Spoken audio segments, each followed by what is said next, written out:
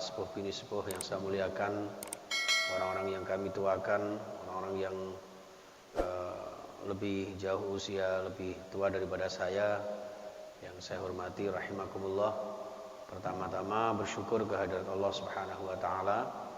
Kita semuanya bisa berkumpul dalam satu majelis yang mudah-mudahan diberkahi Allah Subhanahu wa taala, dan kita semuanya dalam ridhonya bahagia, sehat walafiat sekeluarga, dan juga seluruh pemirsa yang dimuliakan Allah Subhanahu wa taala. Amin ya rabbal alamin. Bihajatina wa hajatikum. Al-Fatihah. A'udzu billahi minasyaitonir rajim. Bismillahirrahmanirrahim. Alhamdulillahirabbil alamin arrahmanir rahim maliki yaumiddin.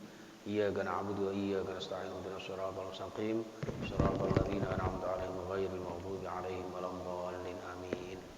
Salawat beserta salam kita aturkan kepada Nabi kita Muhammad sallallahu alaihi wasallam. Jemaah sekalian, kita sisakan waktu sebentar saja, satu hadis saja untuk mudah-mudahan istiqomah ya. Karena hujan-hujan ya, mungkin antum panjenengan mau istirahat ya. Baik, bismillahirrahmanirrahim. Hadis tentang diat atau denda. Ya, di sini sampai hadis yang dari Abdullah ibnu Amr. Wa ani ibni Amrin radhiyallahu anhuma, dari sahabat Abdullah ibnu Amr radhiyallahu anhuma. Anin Nabi sallallahu alaihi wasallam, diriwayatkan dari Rasulullah Muhammad sallallahu alaihi wasallam, qala dawuh sapa Rasulullah. Ya, Rasulullah bersabda, inna a'tan nasi 'alallahi salasah. Ya.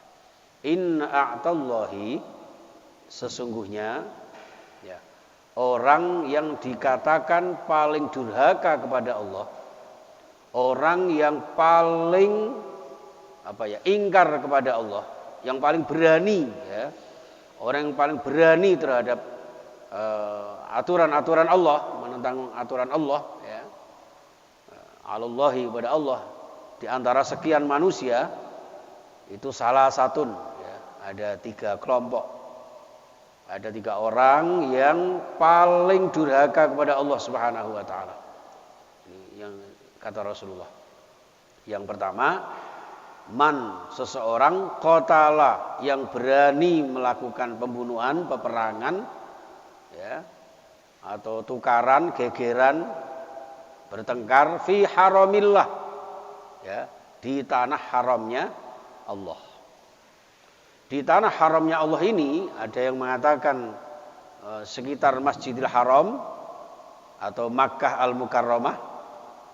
Ada juga riwayat yang sahih itu baik di Makkah maupun di Madinah, di Masjidil Haram Makkah atau di Masjid Nabawi.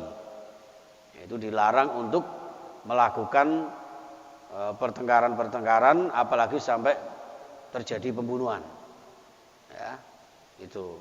Maka orang yang semacam ini termasuk orang yang paling berani durhaka kepada Allah Subhanahu wa taala. Tentu juga paling dilaknat oleh Allah. Naudzubillah summa naudzubillah. Ini jamaah rahimakumullah. Maka dalam konteks ibadah haji umroh itu kan ada wajib haji, wajib umroh yang tidak boleh dilanggar ya kan. Kalau dilanggar ya tentu mendapat dam atau diat atau denda. Itu. Maka di tanah haram itu bertengkar aja tidak boleh, bahkan mencabut rumput sekalipun di sekitar tanah haram tidak diperbolehkan. Ini kalau terjadi pembunuhan berarti orang yang paling durhaka kepada Allah. Yang kedua, au qatala, atau membunuh, atau seseorang yang telah membunuh ghaira qatilihi, kepada orang yang tidak membunuhnya. Ya, orang yang melakukan pembunuhan di mana pembunuhan itu tidak merupakan qisas atau balas dendam ya, balas bunuh ya terhadap orang yang telah membunuhnya. Itu. Jadi ini banyak terjadi di masyarakat kita ya, di tengah-tengah manusia, kadang saling membuli, saling guyonan ya, bahkan masalah-masalah utang sedikit ya, itu bisa menjadi berujung kepada pembunuhan. Jadi salah satu tanda akhir zaman itu nyawa manusia itu begitu murahnya. Ya, sedikit-sedikit membunuh, sedikit-sedikit bertengkar, permusuhan, ya, beda pendapat sudah saling melaknat ini. Ini seperti itu. Maka orang yang membunuh orang yang tidak membunuhnya, ini berarti termasuk orang yang durhaka kepada Allah Subhanahu wa taala. Kemudian jamaah sekalian, au qatala lidahlil jahiliyah, atau orang yang melakukan pembunuhan, ya, karena balas dendam tanpa alasan sebagaimana adat budaya dan perilaku jahiliyah. Au qatala lidahlil jahiliyah. Ya, jadi karena ada dendam membara atau dendam mak lampir, ya. Dendam kesumat gitu, ya. Itu cara-cara jahiliyah. Jadi jahiliyah itu kalau membenci seseorang itu model senyap begitu. Jadi tiba-tiba nanti ini gitu kan. Maka banyak cara. Ya, ada yang tiba-tiba diculik misalnya, ya. Ada diculik tiba-tiba dicegat di kilometer berapa misalnya, ya. Seperti itu. Itu terjadi. Itu cara-cara jahiliyah, ya. Cara-cara jahiliyah. Atau banyak terjadi yang panjenengan saksikan di media-media itu, ya, tentang adanya seorang imam, ya, tiba-tiba disakiti, bahkan almarhum siapa dulu, ya, Syekh Ali Jabir, ya kan. Nah, itu cara-cara jahiliyah. Nanti kalau sudah kecekel itu apa, ya, ketangkep, ya, itu nanti tiba-tiba disulap jadi orang gila misalnya, ya. Ya mudah-mudahan aja gila beneran. Karena kalau gila beneran nggak ada hukumnya. Ya, tapi nggak tahu kalau itu gila, ya nggak tahu lagi. Ya. Banyak terjadi itu. Ya, imam masjid misalnya, ya, seorang muadzin tiba-tiba dikeroyok, itu juga ada terjadi. Itu dimaksudkan au qatala lidahlil jahiliyah. Orang yang melampiaskan balas dendamnya karena kebenciannya yang kemudian dilakukan ala-ala jahiliyah, ya, seperti orang-orang jahiliyah sebelum datangnya Islam. Maka Islam itu mengatur sedemikian rupa dengan syariat-syariatnya agar terjadi ketentraman dan keharmonisan di dalam bermasyarakat, berbangsa dan bernegara. Lek gak gelem disakiti wong, ya ojo nyakiti wong, wis gampangane ngono. Kalau kita tidak mau disakiti orang lain, ya jangan menyakiti orang lain. Tapi kalau misalnya orang lain menyakiti kita, kalau kita ingin membalas, ya balaslah sesuai dengan apa yang dia sakiti kepada kita. Lah orang jahiliyah itu enggak, Pak. Kalau membalas itu ya pembalasan yang lebih kejam. Ya, dijiwit pipi kanan, kok jiwite pipi kanan kiri misalnya kayak gitu. Dijewer pipi kanan, nanti jewernya bales kanan kiri. Lah itu cara-cara jahiliyah. Itu. Ya, kadang-kadang salah misalnya gitu, ya, dalam bernegara juga begitu. Sekian tahun dikuasai oleh mereka misalnya. Lah ini mumpung saya berkuasa. Lah ini juga cara-cara jahiliyah misalnya itu. Ya jamaah sekalian, ya. Jadi kalau memang terjadi adanya disakiti, ya, atau jarah, ya istilahnya, ya, dilukai, ya, maka ya pembalasannya sesuai dengan apa yang telah dilukai itu. Maka disinilah munculnya hukum kisos, hidiyat, ya kan, dam, kifarat, itu seperti itu. Jadi indahnya syariat Islam itu kalau diterapkan luar biasa. Maka ketika terhadap kaum muslimin kula jenengan diwajibkan berzakat, dianjurkan infak sedekah. Tapi kalau umat yang lain di tengah-tengah kehidupan kita di dalam kepemimpinan muslim, ya, di negara-negara yang dikuasai seorang muslim, maka orang yang non muslim hanya diwajibkan untuk jizyah, ya, pajak. Jadi pajak itu untuk membangun negara dari orang yang non muslim. Bagi orang Islam untuk membangun negara dalam negara Islam, maka adanya zakat dan sebagainya itu. Nah kalau di Indonesia bukan negara Islam, ya tentunya, ya akhirnya ya resikonya kita, ya wis wajib zakat, nih, dianjurkan sedekah tapi juga wajib pajak. Orang bijak taat pajak.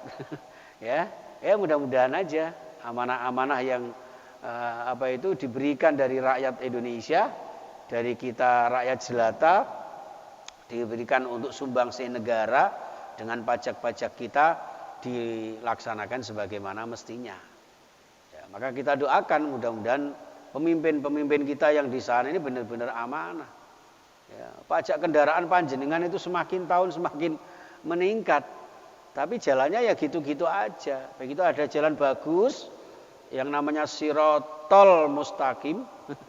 Ya, orang Indonesia bilangnya tol itu singkatan dari Sirotol Mustaqim, jalan yang lurus. Ternyata juga bayarnya nggak murah itu, hampir sama dengan beli bensin. Panjenengan tidak kertosono ya, itu berapa itu ya? 85 ribu. Nah, itu buat beli bensin sudah sampai di Blitar itu. Misalnya seperti itu ya. Tapi kan ya semuanya karena butuh biaya, ya sudahlah. Okay. Cuman yang saya ngeri itu kan, yang kita ngerikan itu katanya sih kok hutang negara kok semakin banyak itu loh. Ya enggak tahu ya. Itu loh Pak. Apakah itu ya termasuk untuk gaji kita atau gimana? Ya. Ya, kita doakan mudah-mudahan negara ini tetap aman, damai, nggih. Kita juga tetap istiqomah ngajinya, nggih, istiqomah ngajinya. Walaupun sedikit, mudah-mudahan menjadi ilmu yang bermanfaat, nggih, membawa hidup yang semakin barokah, selamat dunia sampai akhirat, nggih. Amin ya rabbal alamin. Terima kasih untuk donasinya, sekedar untuk konsumsi makanan kecil ya. Walaupun besar itu sebetulnya unde-unde itu rangkap 2 itu ya. Umi Salamah nggih. Umi Salamah, dan mohon doanya juga untuk Bu Mail, Pak Mail sekeluarga. Ya, mudah-mudahan lancar segala urusannya, dan kita semuanya mudah-mudahan senantiasa juga ya sama diberikan kelancaran urusan kita, barokah rezeki kita, dan juga diberikan sehat walafiat sekeluarga. Amin ya rabbal alamin.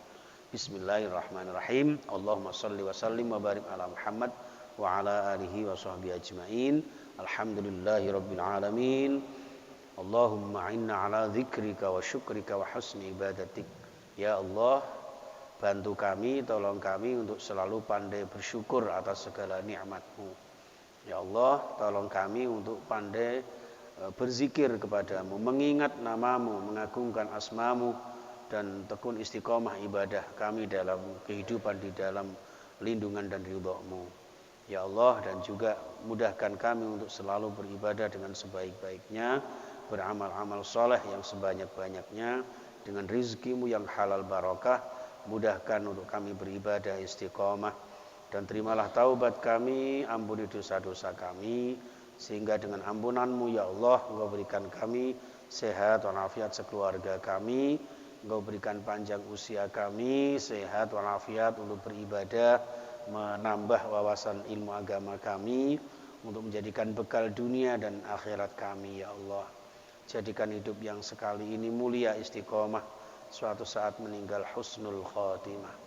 Rabbana atina fid dunya hasanah wa fil akhirati hasanah wa qina adzabannar. Wa sallallahu ala Muhammadin wa ala alihi wasallam. Walhamdulillahi rabbil alamin. Subhanakallahumma bihamdika asyhadu an la ilaha illa anta astaghfiruka wa atubu ilaik. Wal 'afwa minkum. Assalamualaikum warahmatullahi wabarakatuh.